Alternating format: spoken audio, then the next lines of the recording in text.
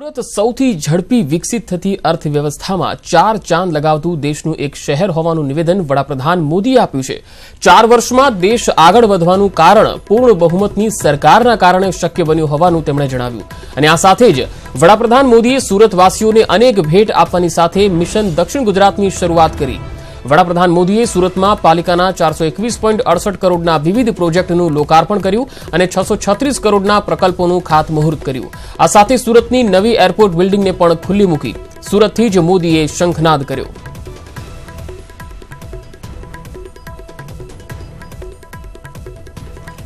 તો સુરતમાં આજે 421 કરોડ રૂપિયાના વિવિધ પ્રોજેક્ટનું વડાપ્રધાનના હસ્તે લોકાર્પણ કરવામાં આવ્યું, જ્યારે 636 કરોડના પ્રોજેક્ટનું પીએમ દ્વારા ખાતમુહૂર્ત કરવામાં આવ્યું, જેમાં સુરત એરપોર્ટ ખાતે નવા એરપોર્ટ ટર્મિનલ બિલ્ડિંગનું ભૂમિપૂજન કરવામાં આવ્યું। અહીંયા પીએમએ એક સભા પણ સંબોધિત કરી હતી અને ત્યારબાદ તેઓ વિનસ હોસ્પિટલ ખાતે પહોંચ્યા હતા।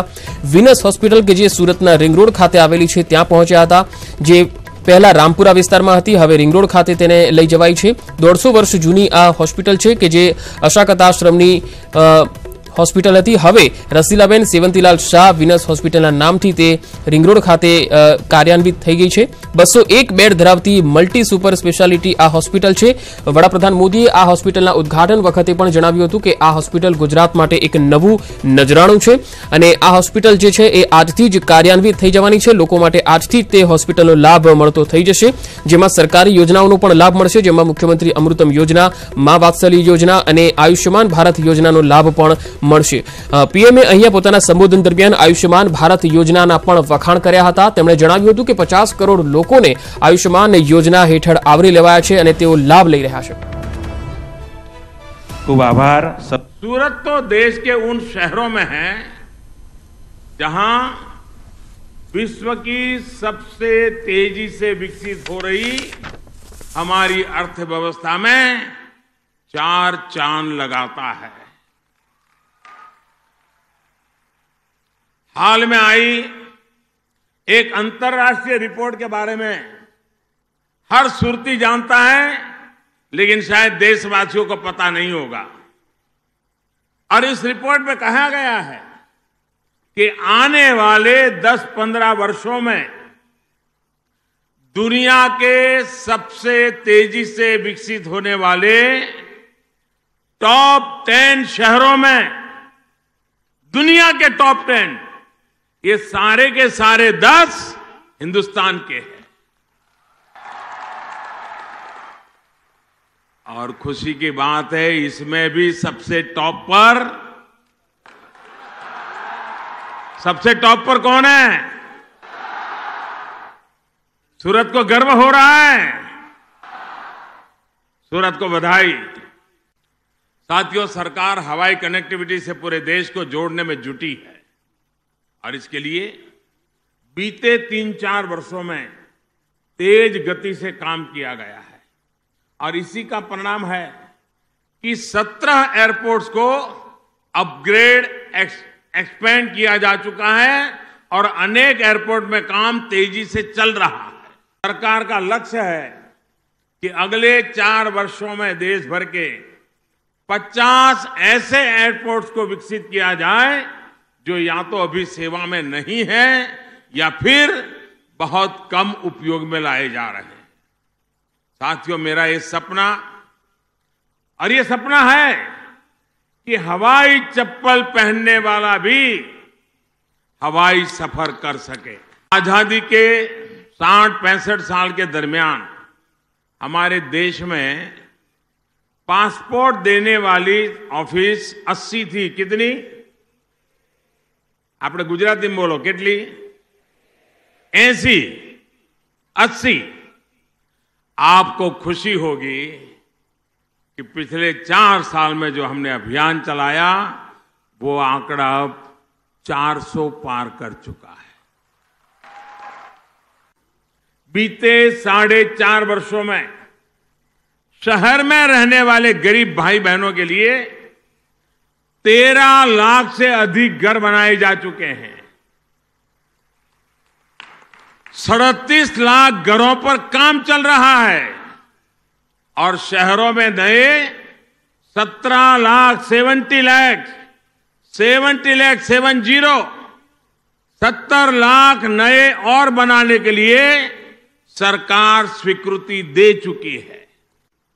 पहले जो एलईडी बल्ब 350 रुपये तक में मिलता था, अब उसे 40-50 रुपये में उपलब्ध कराया जा रहा है। अब आप मुझे मत पूछना कि 40-50 का बल्ब 350 में बिकता था तो बीच वाले पैसे कहां जाते थे, वो मुझे मत पूछना। उसका जवाब राजीव गांधी देकर के गए हैं। उन्होंने कहा हुआ है 1 रुपया जाता है तो 15 पैसा पहुंचता है, 85 पैसा कौन सा पंजा खाता था वो सारी दुनिया जानती है। पिछले 4-4.5 साल से हम आगे बढ़ पा रहे हैं, उसका एक प्रमुख कारण है देश की जनता ने समझदारी से वोट डाला और त्रिशंकु की 30 साल पुरानी बीमारी से देश को मुक्त कर दिया, पूर्ण बहुमत की सरकार बना दी। और नई पीढ़ी देख सकती है कि पूर्ण बहुमत की सरकार कड़े फैसले भी ले सकती है, बड़े फैसले भी ले सकती है। स्वच्छता हो, स्वावलंबन हो या फिर स्वदेशी, गांधी जी के दर्शन को सूरत ने जमीन पर उतारा है। और मुझे खुशी है, मैं देख रहा हूं धवल की पूरी टीम, धवल मुझे मिला था दिल्ली में, इन सारे नौजवान, कोई इंजीनियर है, कोई चार्टर्ड अकाउंटेंट है, कोई शिक्षक है, कोई व्यापारी है, मन में ठान लिए सफाई का काम करेंगे और उन्होंने सफाई के लिए अपने आप को समर्पित किया है। मैं इन सभी नौजवानों को बधाई देता हूं। દેશના વડાપ્રધાન નરેન્દ્ર મોદી સુરતની મુલાકાતે છે ત્યારે સુરત એરપોર્ટના ખાતમુહૂર્ત સમયે પબ્લિકમાં બેઠેલા એક યુવાનને યાદ કર્યો હતો। આ યુવાનનું નામ છે ધવલ પવાર। આપણી સાથે જ આપણે સીધા એની જોડે વાત કરવાનો પ્રયાસ કરીએ। ધવલ, આટલા બધાની વચ્ચે તને યાદ કર્યો મોદી સાહેબ, કારણ? સૌથી પહેલું વાત કે ધવલના નામ સાહેબ બોલ્યા, પણ એ નામ હતું યુથ ફાઉન્ડેશન।